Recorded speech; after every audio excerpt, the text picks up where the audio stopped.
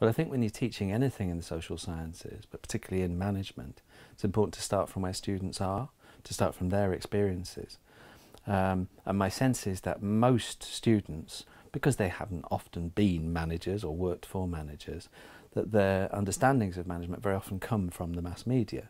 So for me to talk about, say, Mr. Burns from The Simpsons or David Brent from The Office then becomes a good starting point to talk about some of the practicalities of management.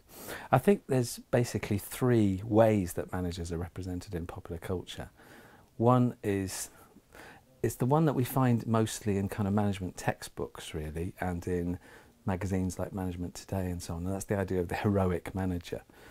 Steve Jobs or Bill Gates or Richard Branson would be examples of this kind of idea of a hero manager who does amazing things. But what's odd about popular culture is that most of the representations of management we find there are much more negative, and they basically fall down into two different categories. One is the idea of the manager as quite an evil figure. So in quite a lot of books and films we find a kind of version of management where managers are the source of the evil within the organisation. Indeed, it's a kind of truism of Hollywood now, I think, that if you want to make a character evil, you just have to make them into a chief executive, because everybody knows that chief executives are bad people. But the other one is the idea of the manager as a sort of a slightly stupid character, somebody who's outwitted by their clever employees. I think my approach to thinking about management and popular culture is reflective of a general interest we have in the School of Management at Leicester to introducing unusual topics onto the curriculum.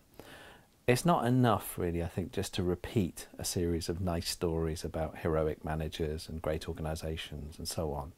I think it's important to place these things in a social context, and I think it's important to be critical about the ways in which management, business, organisation, markets operate.